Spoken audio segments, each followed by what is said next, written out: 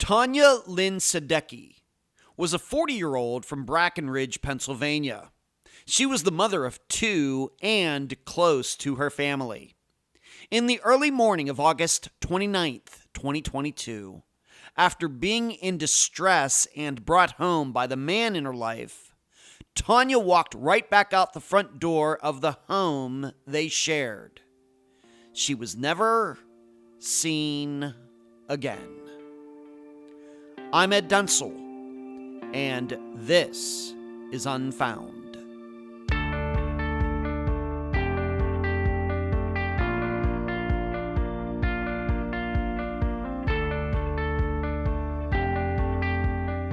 Every disappearance starts at a particular point in time, and I think I may be the first missing persons theorist to dictate that every case begins long before it ends up in a police report, often days, if not weeks, months, or even years before. And although missing people can only be missing if they go missing, if you follow that, when they were going to go missing could vary wildly, from some only being able to disappear or be disappeared under specific circumstances, whereas others, they could have gone missing several times, if not a dozen, before the actual fateful day. Think of it as the difference between the disappearance of Esther Westenbarger, who had to be driving her car on a particular night when she was out with others and probably drinking and driving, and just happening to pick the wrong road, between her and, say, Noah Davis, who, given his choices, could have disappeared at virtually any point before it actually happened. Well, with Tonya Sadecky, you will hear about a woman in the latter category. A woman from a town very close to where I grew up. A woman on the edge. And now a summary of the case. Tonya Sadecky, for the 15 years before she went missing, struggled with all of the issues we've heard on Unfound before. However, I think it's important to point out that Tonya's problems most likely started due to an undiagnosed mental health issue and not because she freely chose to start using drugs. Tonya had two children with different men, but because of her problems, Tonya had a tough time being a good mother to either of them. Fortunately, one of the men has become a great father to both of them. Tonya was in and out of jail. Luckily, during one of these stints, she met a woman who would become a reliable friend who to this day is trying to figure out what happened to Tonya. But very sadly, in the weeks leading up to her disappearance, Tonya had begun to talk of suicide. So, in the early morning hours of August 29th, 2022, and stories have changed, Tonya texted the man in her life, sounding hysterical. He went and picked her up. He then claims they came home where Tonya changed clothes, cleaned herself up, and went right back out. He believed Tonya was going to buy drugs at a house nearby. She was never seen again. Searches were eventually done, but only by Tonya's friends and family. They found nothing. Likewise, video cameras in the area were checked. None of them showed Tonya. Weeks later, and a couple miles away, a woman walking her daughter to school found Tonya's purse with her prescribed medication in it on a sidewalk. From appearances, the purse had just been put there within the previous 24 hours. I believe there is always going to be mental illness. I believe there's always going to be addiction. We humans are hardwired for both, even though most people will avoid these pitfalls. Contemplate what societies can realistically do to help people with these afflictions, while you also try to answer these three questions during the interview. Number 1, do we have the true story regarding Tonya's movements for that morning of August 29th, 2022? Number 2, the phone ping near the Allegheny River sounds like horrible news, but what do you make of it? And number 3, who put the purse where it was eventually found? Tonya's friends and family have tried to keep their minds open regarding her disappearance, including the hope that she is still alive somewhere. The guest for this episode is Tonya's best friend, Kayla. Unfound News. The first 235 unfound disappearances have been put into the spreadsheet, and this weekend begins the process of converting that file into a searchable database. I'll keep you posted regarding the progress. Next, you should check out the most recent live show. I went on an epic rant, at least for me, regarding Jeffrey Epstein and this belief that somebody killed him in jail. Finally, the new redesigned theunfoundpodcast.com website is almost done. Almost. I'm so happy to have on this episode of Unfound a very good friend of Tonya Sadecky, Kayla. Kayla, welcome to Unfound. Thank you so much for having me on. I really appreciate it. You're very welcome. Let's start here. Of course, you are not a family member, but I know that you knew Tonya as well as anybody. But just tell the listeners, as much as you want, a little bit about yourself, and of course, including how you got to know Tonya, how long you knew her. But first, start out with a little bit about yourself. So my name is Kayla. I was a friend of Tonya's. We've known each other for over a decade. We both met during some struggles in our lives, and she kind of took me under her wing and made sure I was okay and helped me. And so she was kind of she was a good friend of mine for a long time. And what year would this have been approximately? When we come to things like this, you don't have to get the exact day or even maybe the month, but what year would you say that you first met Tonya? I would say about 2008. All right, so 17 years ago. Pretty long time. Yeah. And you knew her for, of course, she just disappeared a few years ago, so you knew her for about 15 years before she went missing. Yeah, maybe it was 2009, actually. Okay. But it's been a long time. It was a long time, okay. And just doing some quick math in my head, I'm guessing she was a little bit older than you? Yes, she was. Okay. I'm 36. Please. Sorry, I'm 36. She was about a decade older than me. Okay. And so, being you met under these difficult circumstances, we really don't need to get into that. But did she become like an older sister to you, or would you say best friends, or what kind of friendship and everything did you have? Yeah, we were best friends. It was more of like a best friend. But Tonya was like that with everybody. She was one of those people that would truly give you the shirt off her back, even if she had to go without a shirt. Mm-hmm. Okay. And where was this? Of course, she went missing from Brackenridge, and I've already explained to the listeners, and I'm very familiar with this area, all over that area back when I grew up in the Leechburg, which is only 20 minutes away.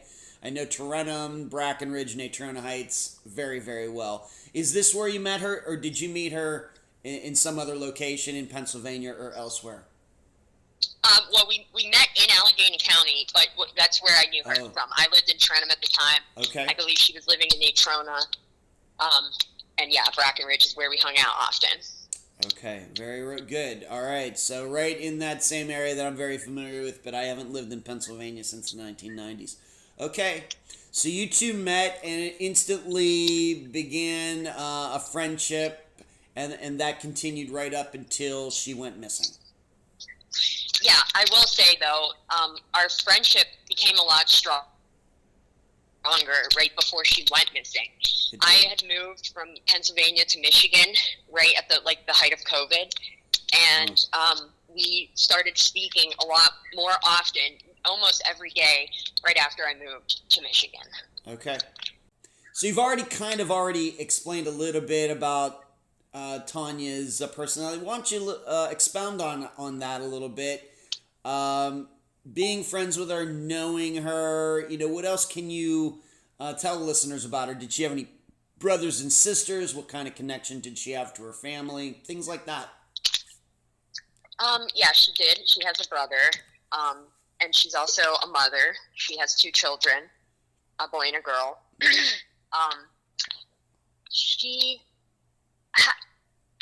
Her relationship with her family was kind of rocky because, she struggled with drug addiction, and as addicts often do, their relations with their family members kind of, get a little wonky. Sure. And that's true with Tonya.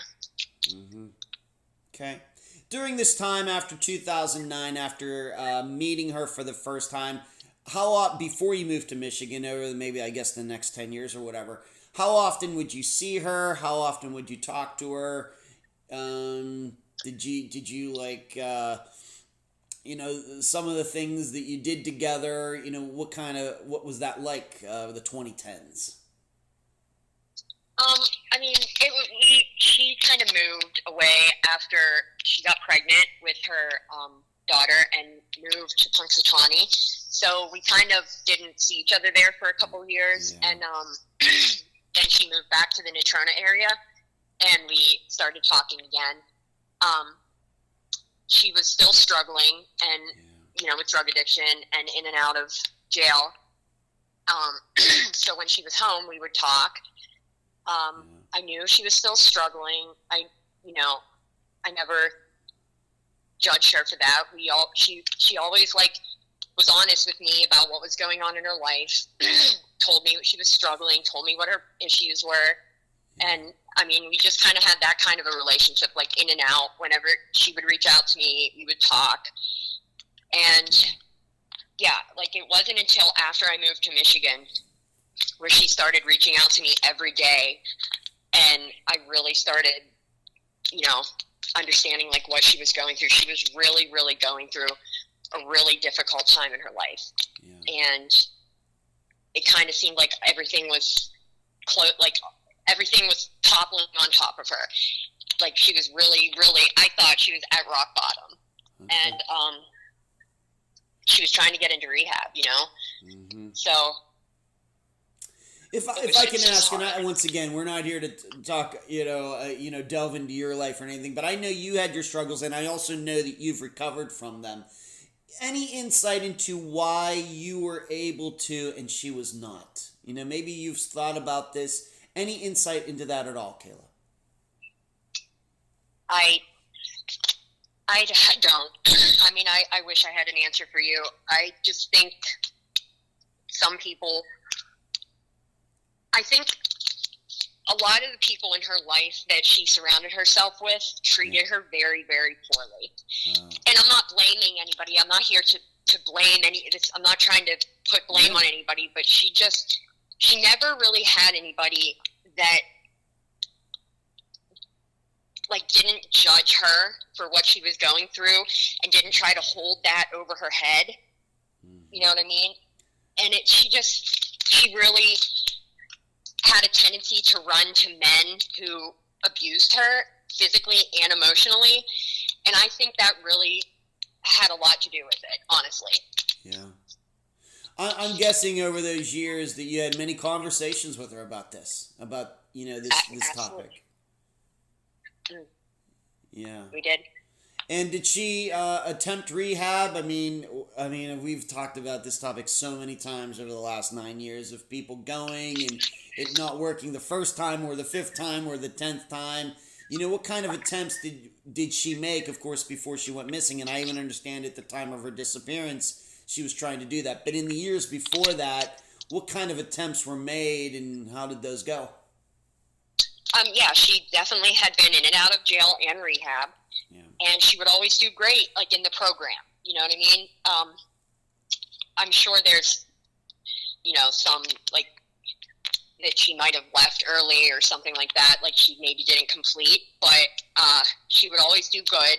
She would complete the programs that she was in, and then as soon as she would come home, it was very shortly after, she would be able to hold herself together for a little while, but she always went back to the same people, places, and things.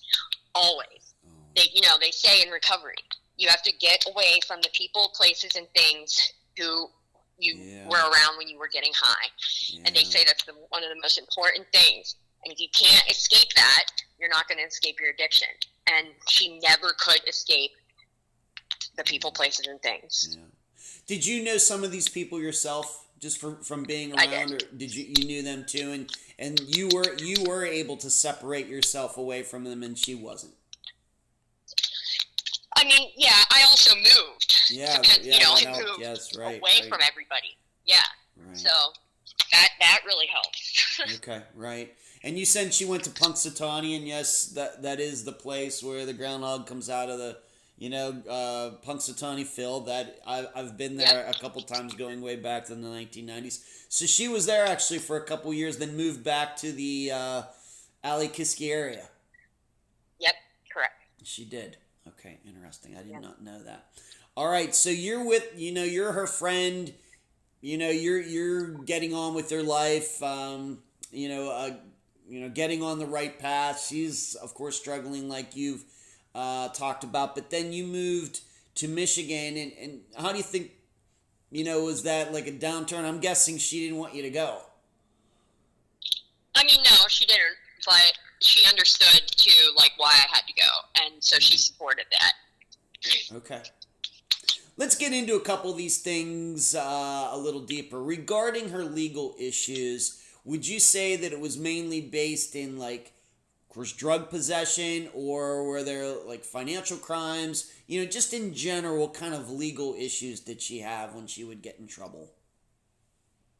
Yeah, it was nothing. It was like drug paraphernalia, drug possession. I think she might have gotten a DUI. Just stuff like that.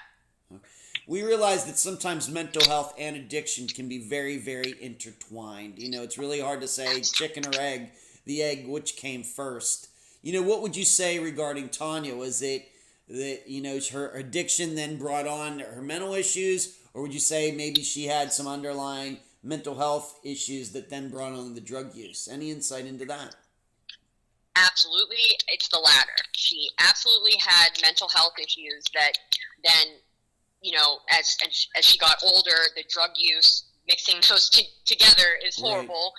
Right. And I absolutely believe that. I know that for a fact. And she that's the other thing. She never really did get any of her mental illness under control, So I do think that if you don't treat the mental illness, then the drug addiction's not fully going to go away. Yeah. And they go hand in hand. And All right. Okay. Very good. Thank you for bringing that up. Thank you for explaining that. Okay. What about, what did she do for money? Did she have a job? Did she have any sort of education that she could fall back on, in these times, maybe when she was, trying to get away from the drugs? What did she do with that part of her life?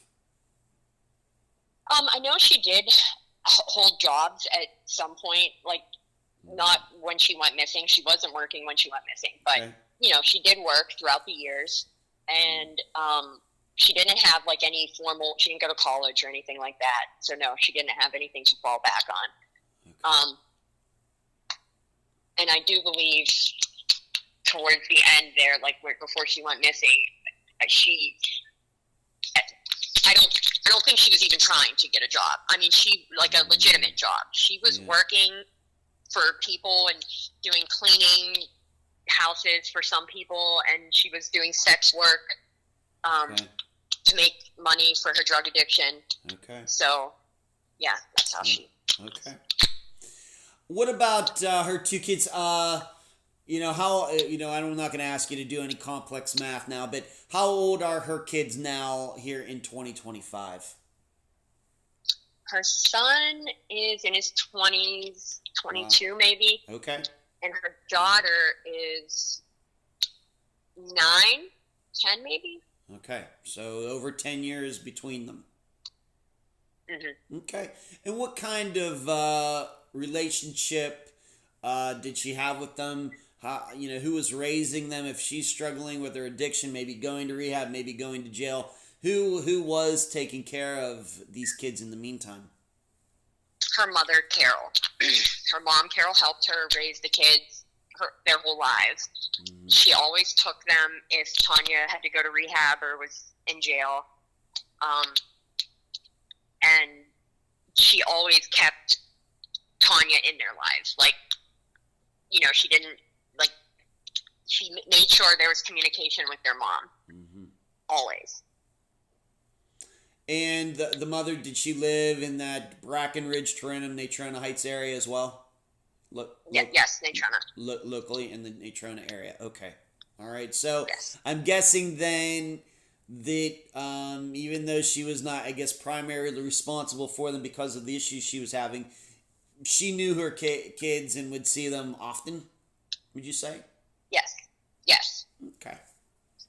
Let's move on. Yeah, like at the time she went missing. Please. Oh, I'm sorry. No, go ahead, please. Kayla, please. She was kind of like going in and out of. They were staying with. His name's Larry. It was the one. Felicia's dad is Larry, but then her son Brendan had a different dad. But they were both staying with Larry, and I believe they still are. They still both live with Larry. He's raising them both. Okay. All right. Thank you. All right. Thank you for that. Now, let's see, you mentioned him, but the guy that I think is going to play a major role in our discussion a little later his name's Jeff. We're not going to get into last names or anything, but this was a guy in Tonya's life. Just in general, do you know how they met? Did you know Jeff when you were still living in that area? Just in general, what kind of, how did the two know each other? What kind of relationship did they have? So I'm not exactly sure how they met exactly, but I know that she had been staying with him for months prior to her going missing. I know they had just taken a vacation to Ocean City, Maryland, like within weeks of her disappearing. I did not know Jeff before I moved. I didn't know about him until Tonya told me about him. Oh, okay. And, let's see. All right, so just to kind of put this in the timeline, you said you moved to Michigan kind of like around COVID time, so that's 2020. And your impression is she met Jeff after that? Yeah, yes. Okay, and we don't know how they met, but she ended up living with him, and like you said, they went on this vacation to Ocean City, Maryland, and obviously they were close. Yes. Okay. Do you remember the first time she told you about Jeff? If you can pass along some of the things that she said about him in getting to know him. Yeah, I mean, she really never had anything bad to say about Jeff. Like, he was not, I know that he didn't put his hands on her. I did know that. He wasn't abusive towards her. But it was so they had this mutual agreement going. They weren't, like, mutually exclusive with one another. But, she stayed there, and he got what he wanted, and she got a bag. And, I just knew that he wasn't an abusive guy, and that, she seemed like she was, like, okay there. Okay, so given what she was doing with her life, the choices she was making, maybe Jeff was one of the better people that she knew. Despite, some of the things you just said, compared to if she was suffering from abuse from other men and some of these other things, it's not like, Jeff was, once again, beating her up or anything like that. Exactly. But he, it was kind of a safe place, I guess, kinda. Not totally. Yeah, that's exactly it. Kind of like compared to what the other places were. She wasn't in danger. She didn't feel that she was in danger there. Okay, and once again, this is in the Brackenridge, Natrona area. Yep. Okay, very good. let's just now move up to just the year 2022. Of course, we're using late August of 2022 as the disappearance time. I realize that there is a date out there of August 29th, but as we will get into here in a moment, that date might be the 28th, or could be the 27th, 26th. It might even be before that. But you're in Michigan, she's in Pennsylvania. How often are you talking to her?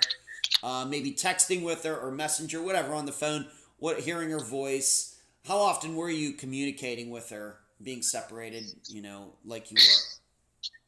So we spoke more after I moved to Michigan than we did when I lived in Pennsylvania.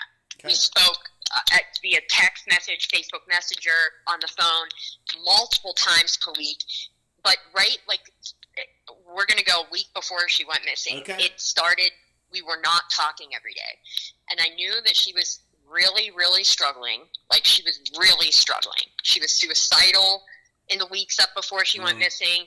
She messaged me, she was just at rock bottom, I thought. And she was trying to get into rehab. She was also trying to get the custody situation with her kids. Mm-hmm.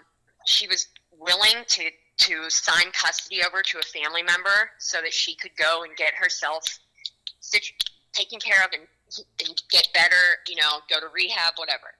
Then she found out that she lost her medical insurance, and so she wasn't going to be able to get into rehab.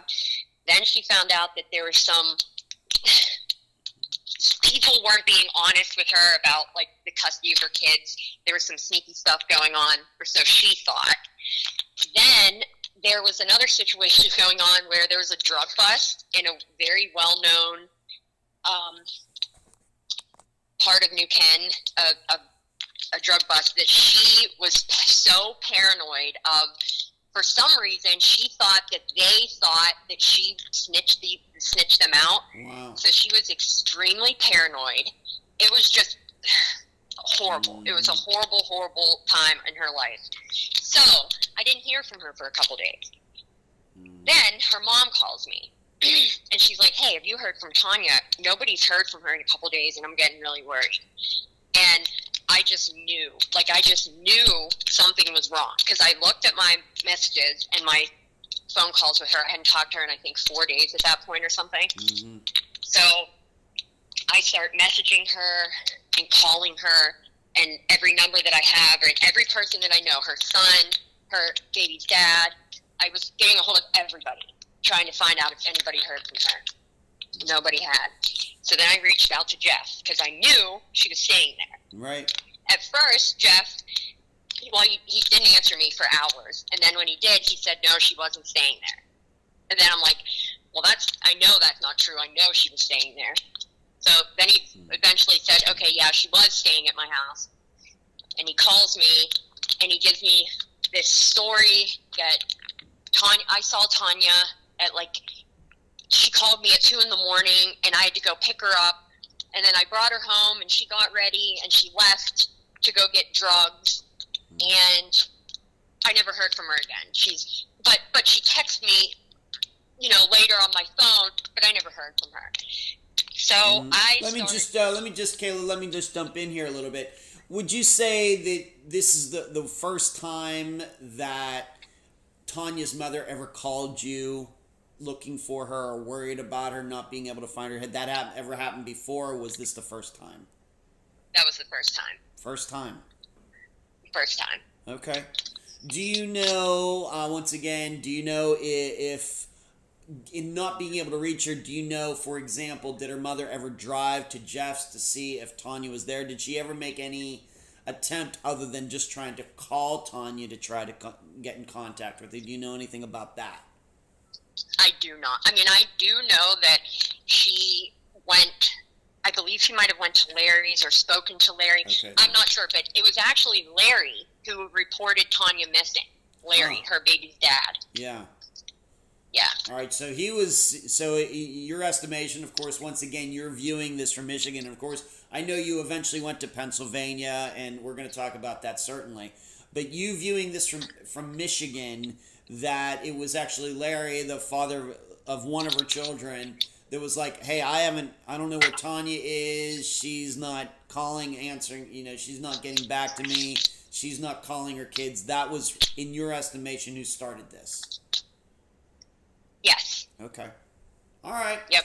And so I also have to ask, being that you eventually spoke to Jeff, which I think was a good move, initially, being that you knew the two are living together, makes all the sense in the world that you called him, and we're going to get in, a little deeper into what he told you.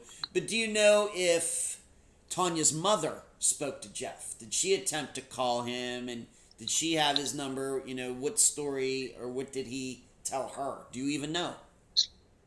I don't, and I don't believe that Carol even knew Jeff or knew anything about Jeff. Oh, okay. So, all right. So it very well maybe she didn't even know Jeff existed, or if she did know that he existed, maybe she didn't know his number or didn't even know his name.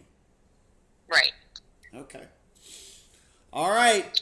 So you've already talked about it. Tonya, in the weeks leading up, not in a very good place, loses her health insurance, suicidal, talking to you about this, maybe telling other people about this, in a very, very bad place. And then right here at the end of August, Larry, can't get a hold of her. He then contacts Tonya's mother, who eventually then gets around to contacting you.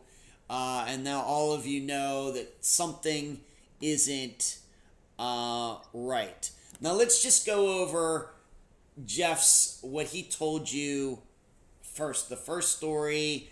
On what date do you think this might be? I realize that it's been a few years, but what date do you think it was when you first spoke to Jeff about Tonya and her disappearance and her not being around? So it would have been in those first beginning days, either the August 29th, 30th, whatever the dates were, September 1st, Yeah. It would have been right in those days, because I, went on her Facebook and I got a hold of people she was around, and this woman gave me a bunch of names of people she was hanging out with too, and so it was right. I'm not exactly sure the exact date, but Okay. It was pretty it was pretty fast though. Within a week. Yeah. Within a week, you're talking to Jeff and about Tonya not being around. When you did speak to him, just his overall, once again, your opinion, did he seem worried? Did he say that, I'm worried about, I don't know where she is, I'm trying to call people too? Did he say anything like that? How did he act, in your opinion? I mean, yeah, he did play that he did give off the sense that he was worried about her, but at the same time, he made sexual jokes to me about, just made pervert jokes to me, perverted jokes. Mm-hmm. And I thought to myself, wow, we're talking about my friend being missing, and you're talking about having sex with me. I see. It was disgusting. So right away, I got really creepy vibes from him, and just what he was saying didn't make any sense. Then every time we spoke, the story changed. Well, let's go through. Let's just go through what he first told you. The first time you spoke to him, what did he say? Well, the first time I spoke to him, he said she wasn't staying there. Then when we spoke again, he said, "Oh, yeah, she was staying here." His story was that she called him from a parking lot in Natrona Heights at 2 a.m, distraught, and he went to get her, and then brought her home. She kind of fucked around the house a little bit, and then got dressed and ready and left the house for drugs, and then he never heard from her again. And then at some point he threw in that there was this text message that she supposedly sent him at 8:50 that morning of the 29th, okay. August 29th, and it said, "What the f***, Jeff?" And also the story about that text message changed so many times. But so then that was the first story. Okay, we'll just leave it at that for now. So we have this story that he went and got her, they come home, And then she goes right back out. In his opinion, or what he believes, is she was going out to get drugs and never came back. Yes. Did he ever say anything like, I tried calling her, I tried going out, and, if he knew where he was going, did he go out to that place? Did he give any sense that he was interested in finding her at all the first time you spoke to him? No. Okay. No, not at all. All right, we'll just leave it and keep it nice and simple for now. So when do the police get involved? I do have it in my notes that nothing was done for a month or something like that. What does that mean? The police weren't called for a month? No searches were done for a month? What do you mean? So the police were called that morning, right after Carol. When people discovered she was not answering, the police were notified. Okay. The problem is Brackenridge doesn't have a detective. They don't have a missing persons unit. They don't have a detective. They don't have a big police department. So we did not hear from the police. Well, I didn't, and I believe Carol didn't, until September 2nd, when Pittsburgh Police put her flyer on their Facebook page saying, Pittsburgh Police Department is looking for your help in finding Tonya Sadecky, blah, blah, blah. And it was like 30-some days after she went missing. They claim it's because the case had to be transferred to Allegheny County or whatever. And so then the case was transferred at some point to homicide. And the police, I'm like, well, why is it homicide? Mm-hmm. They just said that they no longer believe that we're looking for a living person. Now I have to wonder, of course, people are not, I am very, very familiar, but most of the listeners are not. And I should jump in, when you said New Ken earlier in the conversation, that's short for New Kensington, which is near this area, although a little further, farther down the river. But we've actually covered a disappearance from New Kensington some years ago as well. But so when you heard her say New Ken, that's actually short for New Kensington, which is a few miles away from the area we're talking about here. And yes, it is, it's well, like we talked about when we covered that disappearance, a rough area, even to this day, even when I was growing up there. So just to clarify that. But as far as Pittsburgh police, why would that be? Really, this is not in Pittsburgh's jurisdiction. And do you have any insight why they got involved? They just claimed because Brackenridge didn't have their own missing police department. Missing persons unit, okay, or their own detective, that it was just transferred to them. I see. So, and really Pittsburgh, although it's not a long drive from Brackenridge to Pittsburgh, really they're two entirely separate jurisdictions, and there's like 10 towns. And there's how many places in between? That's right. That's a good point. Yes, on Route 28, you're driving down, you got Armourville, you got Etna, you got all that area. Yes. So that is really confusing to me. To this day, of course, we're doing this interview on July 8th of 2025.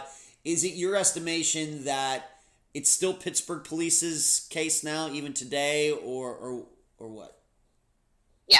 Yep. They still have it. It's still an open investigation for Pittsburgh Police, even though she went missing in Brackenridge. Okay. Yes. All right. Yep. They'll move on to this. So it took a little while. I'm confused by that, the jurisdictional issues, but jurisdictional issues not uncommon with disappearances. When were the first searches done? So Jeff once again tells a story. We're going to get into the other stories a little bit later. But when do the searches start going on, I guess, by what Jeff or whoever, whatever this, he said or other people said, when did that stuff start? There has never been an official police search for Tonya. Okay. It was conducted by me. I came back from Michigan. I took a bus to Pennsylvania and got a search party together, which was very small. And we just walked. We walked the area that we knew, that Jeff claimed Tonya took. Okay. And then we walked other routes that we believed that any route that she would have had to have left Jeff's house. We walked those. We looked in there.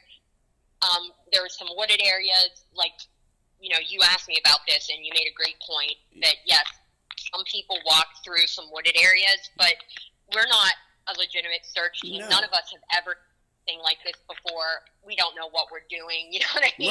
Right. You're amateurs. You're not professionals out there. You're out there because you care. You know her. You care about her. You're not professionals. Yeah. Yeah, exactly. Right. So, what was it, I have to ask, being that you're in Michigan, you hop on a bus to go the whole way to Pennsylvania. You were that motivated to take part in this? I just felt like nobody was doing anything to find her. The police weren't really doing anything, in my opinion. Well, they weren't. There was nothing. We couldn't even speak to a damn detective. They wouldn't call us back. Like, it was hell. So I'm like, listen, okay, the only thing I can do is I can personally get people together and go find her. It was literally the only thing I could do. And so I felt like I had to at least do that. Okay. All right. And how long were you there? Well, I was only there a weekend. Like, I stayed for, and I tried to go talk to people in person and ask businesses if they had footage. And by this time it was already a couple weeks after she went missing. Yeah. So it was the perfect recipe for, like, it just too much time had passed. You know what I mean? Yes, I do. Be out there the day after, like, trying to find, not a month later. Right. I agree. It's tough. Yeah. The time is no good. If it takes a while, it's no good. And then on top of that, you're people who care, but you're not professionals. You're probably just looking like a Google satellite view and trying to figure out, well, where do we need to go? Kind of thing.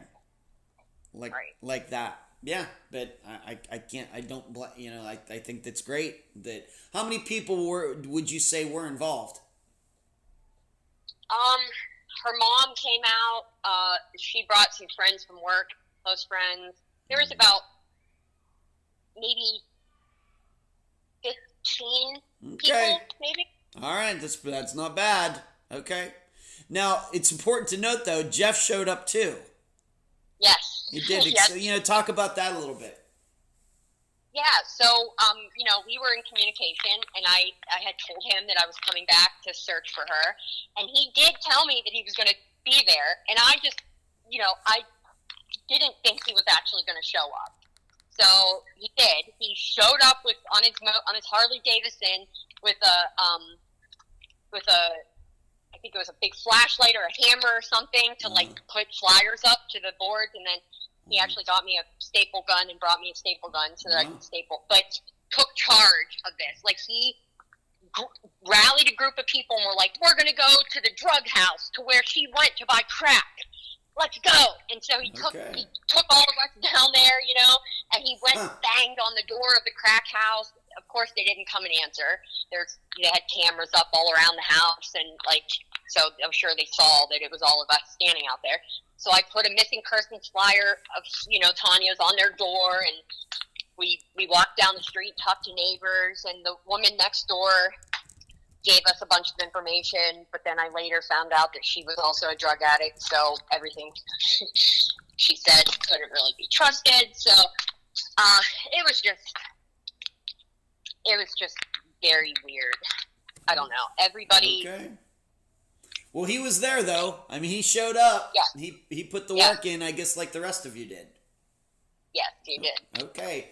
But unfortunately, and we're going to get into a little more of the minutia on some of these things in a bit, but of course she is still missing now. So, so you went and did all this stuff, and like you said, the police weren't involved. Do you even think the police even knew you were doing that? I mean, I'm sure that we did let them know, because I was worried about some stuff going on.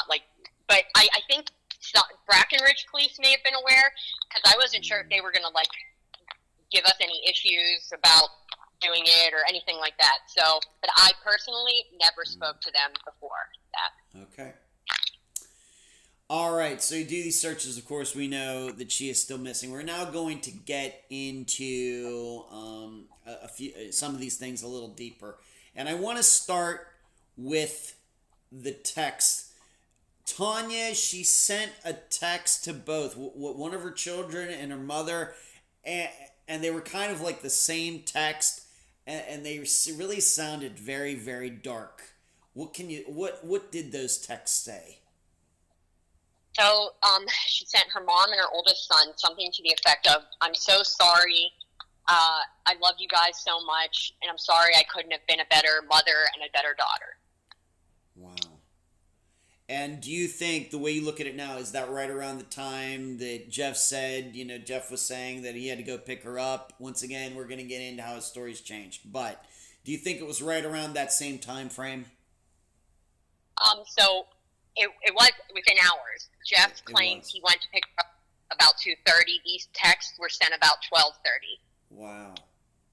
Okay. Yeah. And in your opinion, being that Tonya, most of the audience does not, because we get into this, of course, when we start talking about text, we have to start wondering, was it really the person who sent them, the actual person? Do these texts sound like Tonya, in your opinion? In my opinion, yes. It is something I believe Tonya would have said. And she did say this. She said something similar, several times in recent weeks before she went missing, because she was very suicidal. But she always reached out to me when she was. Like, always. Even if it was 2 a.m. or whatever, and I did not get one of those texts. So that's what makes me feel some type of way about it. Not saying that, I should have, but it's just like she always messaged me when she was in this state of mind, and I did not get a message. Yeah, and I guess you didn't get a message. Any insight into that? Are you a little surprised if she was feeling like this and you'd always been there for her before, that, if this was she who sent these texts, are you surprised you didn't get one? Or? I mean, yeah, and I'm just surprised, like, if she was really about to take her own life and she was saying goodbye to people, why didn't I get a message? If she, about to kill herself or whatever, she said goodbye, but she didn't say goodbye, or she didn't say anything about her youngest daughter either. So that's what also makes me wonder, because I don't think she would have messaged her son, messaged her mom, said goodbye to them, but not left a message for her daughter. Yeah. It just is weird, Okay, but still, you think that those messages sound like her, and they don't sound like somebody else pretending to be her. No, I mean, I don't know. I can't say for sure. They do sound like Tonya. It does sound like something she... Now, my understanding is during the searches, you kind of already brought it up, you did try to go to businesses or maybe ATMs or banks, anything along those lines, and try to find if anybody captured her walking on video. Were there any cameras working? Did you find anything like that? What can you say? So, we had gone to a couple businesses, and one business was able to look on their camera footage and did not see anything. We also had a member of the community who lived in that area, had a Ring camera, and she reached out, or somebody reached out to us and said that they also did not have her on camera footage. However, I don't know where this picture actually came from, but there is a surveillance image of her right before she went missing, like within a week or something like that of when she went missing.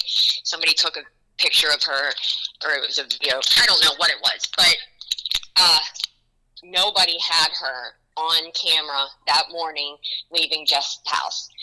And whenever we were searching for her, I went to all the people that had Ring cameras and wrote letters asking them to search their Ring camera. Sure. Nobody ever did get back to me or contact me saying that they had her or not. So okay. You said there was a picture of her from before, though. Yes. Where was it from again? This was taken, I believe, on the It was taken across the street from the drug dealer's house that she supposedly went to after Jeff's. Okay. All right. And she was by herself? Yes. Okay. All right. So video, not helpful. Not sure what to make of that. Not very unusual in disappearances. I think video information's very kind of overrated. We've already been through the story that he told you, that she texted him, he go gets her, they come home, and then all of a sudden she's going right back out the door again, in his opinion, his estimation, to get drugs. But you said that his stories, maybe over time, maybe the next day, a week later, maybe even during the searches or whatever else, his stories changed. Can you give an example of how, in your opinion, those stories changed?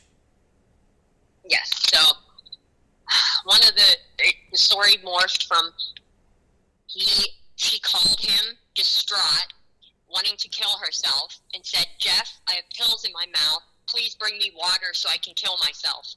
Please bring me this water." So he claims that he hopped on his Harley, drove up to this parking lot. He gets there.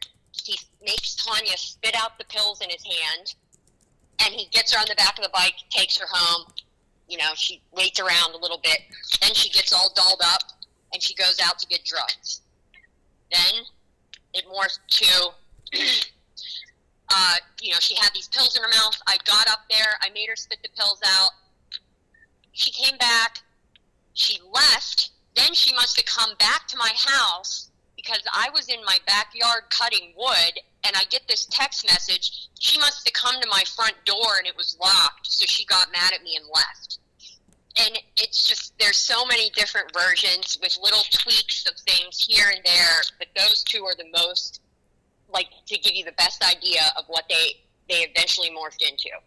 And so then you have to sit there and think, wait, so he supposedly, she calls him. She has pills in her mouth. Mm-hmm. He drives up there. She spits these pills out, and they drive home. What? How could somebody sit there with pills in their mouth for 10 plus minutes, and then you'd spit them out, and they would be pill? No, it would be mush, and she would eventually have gotten some of that because it would have been sitting in her mouth. From the first time you spoke to him to the second to the third to the fifth, or however many times, in your opinion, his stories changed, and it sounds to me maybe they got a little more extravagant with each retelling. Exactly. Okay. Bingo. Did you ever bring that up to him, Jeff?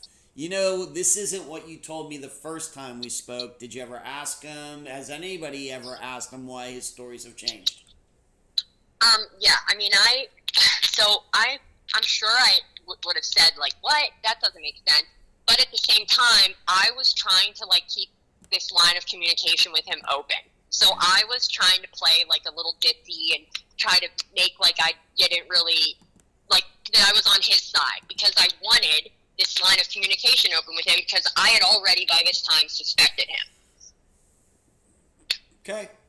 All right. And that makes all the sense in the world. We're not saying that Jeff did anything, but certainly when you have a situation like this, you know, boyfriends or male roommates of women are always going to be high on everybody's list. That is not unusual. And we're not saying Jeff did anything, but we're just trying to look at this as factually as possible. And, you know, he does get some good points for showing up for the search and, you know, seeming pretty gung-ho about it. But on the other hand, when people start telling stories, multiple stories, you know, we got to look at that as well. In your estimation, how many different stories did he tell about the last time he saw Tonya? 2 different stories, 5 different stories? No, different stories?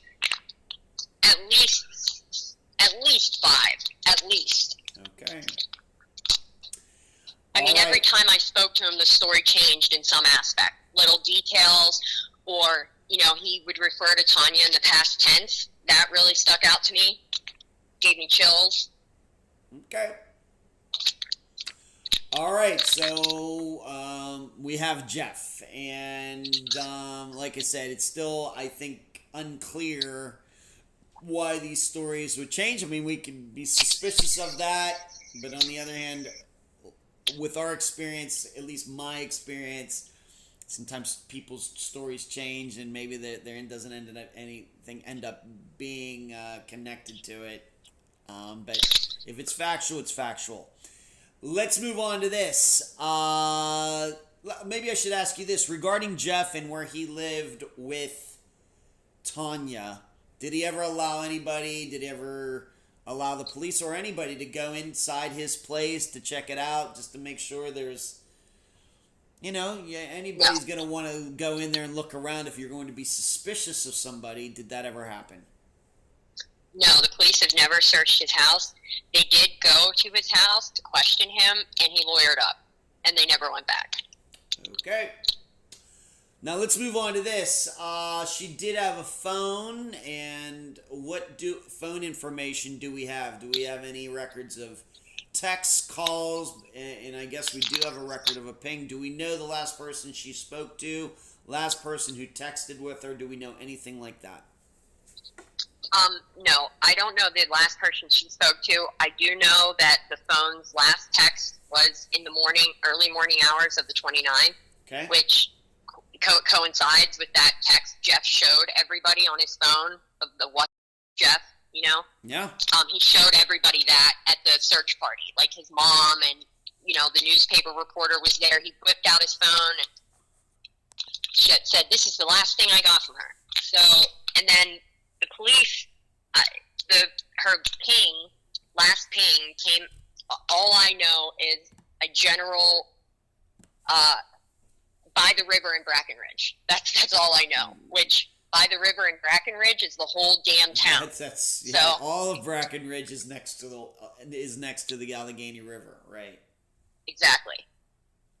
So did they volunteer that? Did you have to ask them? Did they volunteer that to you? Did you ask them? How did that information even come about? How did you get it? Yeah, I believe Tonya's mom got that information from a detective. All right.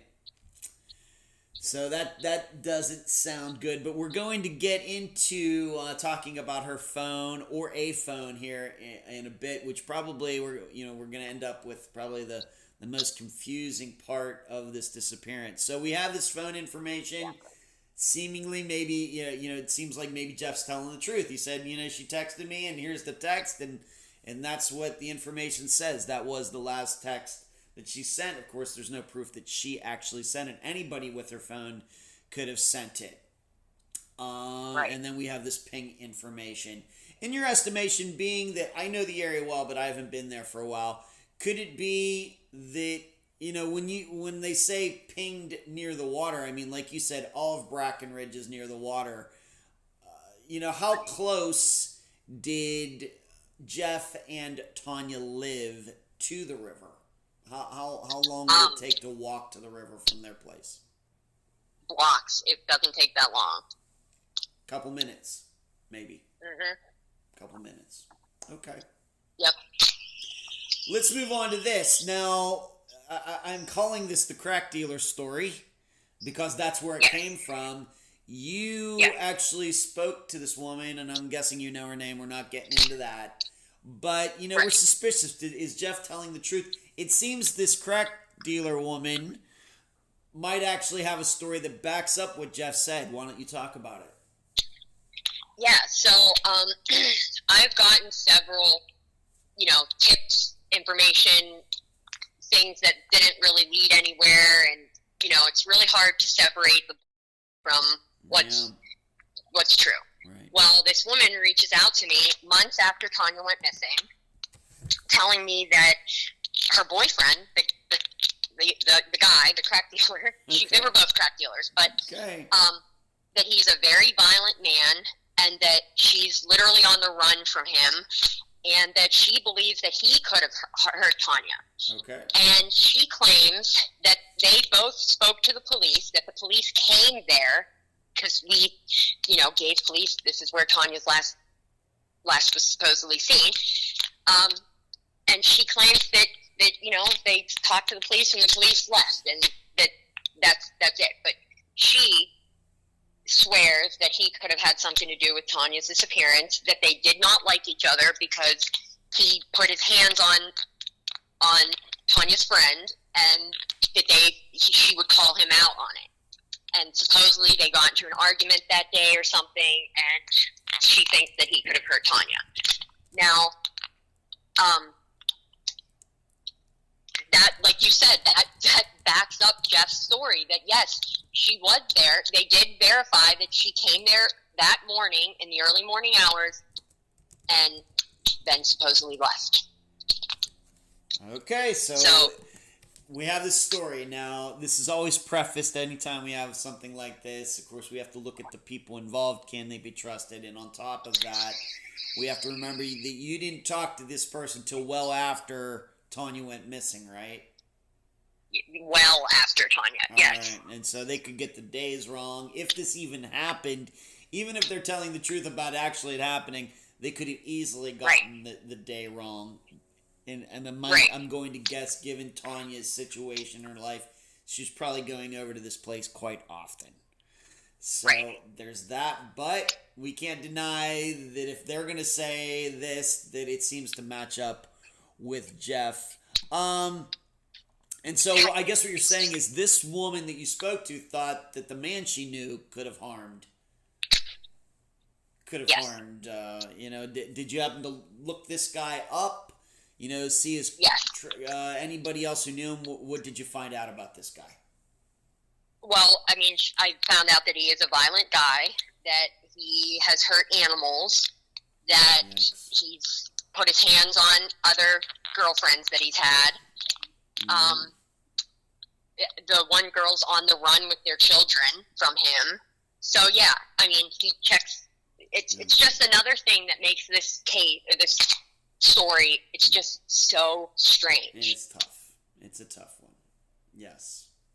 And do you know if, like you said before, I guess the police tried to talk to Jeff and he didn't want to talk to them. Do you know anything about this guy? Did police or anybody try to talk to him? And did he lawyer up? Were they able to track him down? Anything? All I know is that the police claim they did go to this house and they did look for Tonya and that she was not there. Okay. That's all I know about that. Okay. I should ask, being that you went back there in 2022, have you been back there since to do any looking around, or how often do you make it back to Western Pennsylvania? Yeah, so we went back last July and held a candlelight vigil for her. Okay. And, I went around and searched some other places that I didn't really search before, and I had my fiance come and go to some spots that he knew of back in the day, just trying to think of anywhere that I didn't look, that I could look, so I could fucking sleep at night. And we're going to get to the most, probably the biggest clue in all of this in a moment, but I have to ask, when you had this candlelight vigil last summer, did Jeff show up? No. Do you think he knew about it? I mean, it was posted all over Facebook and all the groups, so I don't know. And it was right in the area where he lives? Yeah. It was right in the area where he lives? Okay. Mm-hmm. Let's move on to this. This is maybe the biggest clue, I guess we could call it. Certainly, I think the biggest piece of information that cannot be questioned is that eventually somebody came across Tonya's purse. How did this happen? Yeah. When did it happen? Where did it happen? So this was a few weeks after she went missing. Somebody reached out to me on Facebook and said, hey, you have to get in contact with this girl. She just found Tonya's purse down in Natrona this morning, and I actually happen to know the girl. So I messaged her myself, and I'm like, hey, did you find Tonya's purse this morning? She said, yes, girl, my kids and I were walking to the bus stop, and one of my kids spotted this purse just plopped down on the side of the road, and they found 2 pill bottles, or a pill bottle with Tonya's name on it, 1 pill bottle, and a cell phone, like a shattered cell phone. And she said that it didn't look like it had been there long. The pill bottle had her name very clearly on it, and all the pills were in it. And this is in Natrona, mind you. Mm-hmm. There's no chance that a purse is sitting out with a full bottle of pills for days on end. There's just that's not going to happen. Like, somebody's going to pick that purse up. Yeah. So, and the police verified. They did find a purse, they did find the pills, and they did find the phone. They claimed the phone was not Tonya's phone. Like, it wasn't, it didn't tie to her at all. Okay. And they verified the pills were hers, and I believe, so when Jeff had me come to his house and collect Tonya's belongings, right? Okay. And he gave me like a bag of junk, and it had some prescription pill, like, you know, the bags you get, and it has the label of the prescriptions you get from the pharmacy. Sure, yes. It was the most recent, I believe it was like August 24th or something like that, days before she went missing. She picked up Xanax, and some psych meds and some other things. And I believe that the psych meds they found were the psych meds she just picked up, because the name matched and wow. You know, so yeah, it's just another wrench. And you just have to say, what the Is this an area that you think Tonya could have been in, would have walked to? Yes, absolutely. It was in between her house and where she supposedly went missing. Okay. But your estimation is also that had that purse been sitting there the whole time, surely it would have gotten picked up sooner. Or at least rummaged through the pill bottle. Somebody would have taken the pills. Yeah. It doesn't make any sense. Okay. So is it, once again, I realize you were not the one who saw it and picked it up, but your estimation, your opinion now, almost 3 years later, is that the most probable story regarding this is that somebody put that purse there not long before it was discovered. That's what I believe. If yes. not, it may be even hours before. Yeah, because I talked to the person that found it, and she said that the pill label on the bottle was perfect. There was no sun bleaching of it, no water damage to it. So it had you think if it was out the night before, dew would have gotten on it. Yeah. That would have made the label a little weird, you know? Yeah. And this was, was her ID in it? Were other items in there that with her name on it? I don't know if she had a driver's license, but any sort of identification in there? I'm not sure about that. Okay. I don't know that for sure. I just know that they confirmed it was her stuff. Okay. Regarding this phone, but the belief it's not her phone, but did you tell me this phone had been destroyed, like somebody had smashed it or something? Mm-hmm. That's what the person that found it told me, that it was a smashed up phone. Huh. And so if it's not Tonya's, sorry. No, go ahead, please. I think you're going exactly where I want to go. Please say what you were going to say. So if it's not Tonya's phone, whose phone is it, and why was it with her stuff? That's a good question. And we have to realize it's been quite a while. It's been at least 2.5 years since this was discovered. You still have no idea whose phone it was? Nope, I do not. Do you believe that all of those items are currently with the Pittsburgh police? Yes, that's what I believe. Okay. So we got this purse, just, everybody who did these searches, you're going all around, you don't find anything of hers, and then just, I guess, a couple weeks after you did these searches, just some random person finds the purse on the ground. Yep. With pills in it. And not in the same area where she supposedly was last seen, you know what I mean? It was down further in Natrona towards her mother's house. Okay. Just in distance, how far would you say? In walking distance, how far was her purse found from where she was living with Jeff? How long would it take to walk that distance? I would say about within 3 miles. I might be even pushing it there. It might be closer. We usually say that the average person walks about 3 miles an hour. So you're thinking the purse was found a mile away from where she lived? Maybe 2 miles. Not very far. All right. Okay, so not right down the street is what we're saying. Not on the same block. Right. Do you know of anybody who lived in that area who would have been going in that direction that would just maybe throw the purse out the window or something? Any ideas? I mean, I've thought of it. I've had every idea go through my mind. Mm-hmm. Yeah, I bet. You know, nothing that really makes sense to me. Mm-hmm. Like, it's so weird. Okay, because I guess what we're all saying here is it certainly could be that there was foul play in this, you know. Absolutely. You know, we got more than one person. I know we've talked about Jeff, but there were, you know, given what Tonya was doing with her life, we have to understand that if she was also prostituting herself, I mean, it could be a lot of different, mostly, you know, the men. Right. But, you know, we hear a ping about her being close to the river, and what we're saying here is whatever happened to her when she went missing, why is it that somebody put her purse there, I mean, really to be discovered? Let's just put it that way. Somebody put it there knowing that somebody was going to come upon it. Exactly. You know, if they really wanted to throw it away, they could have just chucked it right there into the Allegheny River. They didn't do that. Right. Exactly. It's really baffling. All right. It is. Okay, so, maybe regarding, you know, once again, I don't want to hit this too hard, but being that if she was prostituting herself, how do you think that she was finding guys to do this?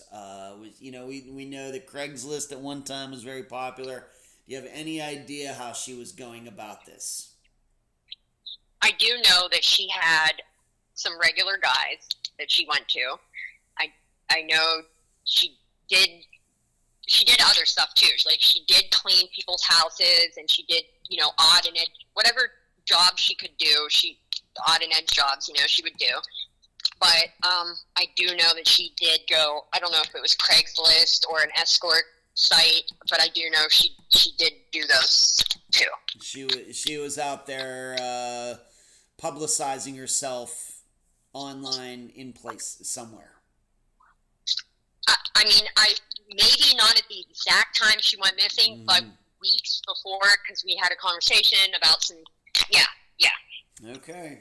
All right. So it's very possible that that just some guy she met for the first time that night could have harmed her. Right. And we know these women in these situations, very, very vulnerable. I don't care if they have mental health issues. I don't care if they have drug addiction issues. You're doing that and you're meeting up with men you don't know.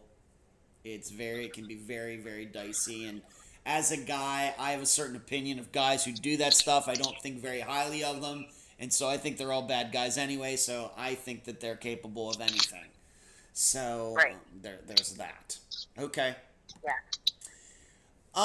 When was the last time I'm guessing even today you keep in contact with Tonya's family, maybe your mother, and, you know, go over new things you can be doing? Mm-hmm. You do? Yep, I talk to Carol often. And when was the last time that you or anybody in your family, not the police, but anybody that you trust, maybe tried to talk to Jeff, more about this? I personally have not tried in a while. Like, he didn't answer the call the last time I did. I think he probably got advised not to speak to me. Okay. All right. Okay. I think that's understandable. What about for example, we haven't talked about him in a little while, Larry. Has he ever offered up any insight, opinion on what could have happened to her? You know, do you ever speak to him about any of this? I haven't spoken to Larry in a while, but I do know that, he's raising both his daughter and Tonya's son. Yeah. And I know that he reported her missing. I think he's just trying to, go on with life. I don't know. He doesn't have any more insight than anybody else does. And certainly we do not believe he had anything to do with her disappearance. No. Okay. I do have to ask, what about the father of her other, the other father? Any insight into Right. him? Any possibilities there? Honestly, I don't believe so. What's this been like? I'm guessing back in 2022 you were worried about Tonya, but you never could have guessed that you'd be leading up, what we might call an amateur investigation and trying to figure out what happened to her. How's this affected you and your life? It's just been hard. It's just been difficult. I have a lot of guilt because,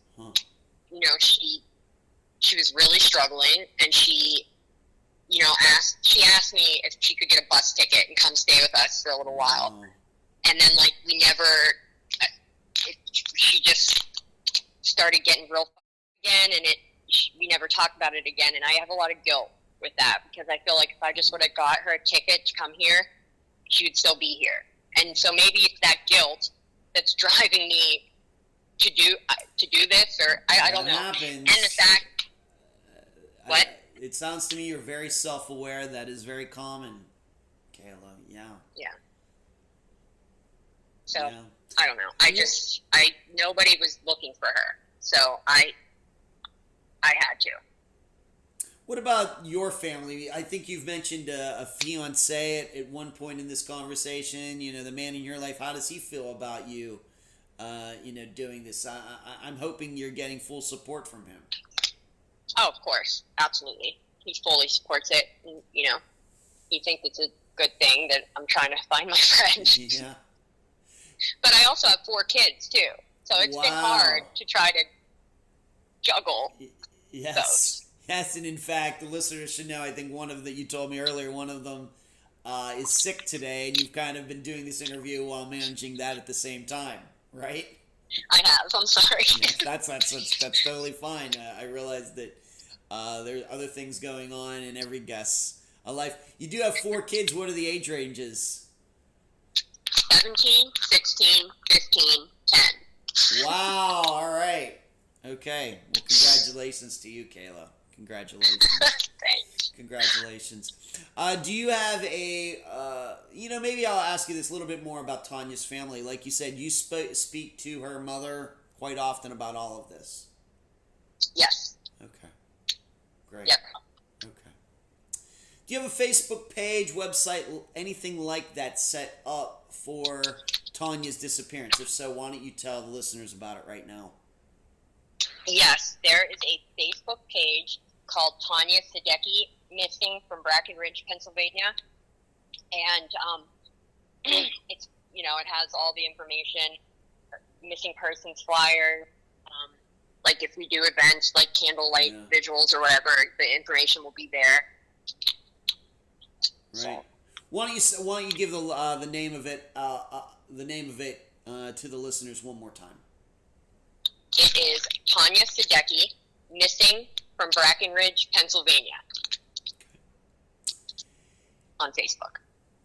Kayla, any final words before we complete this interview? No, I just want to thank you for getting Tonya's story out there and bringing awareness to it. And yeah, thank you for the opportunity.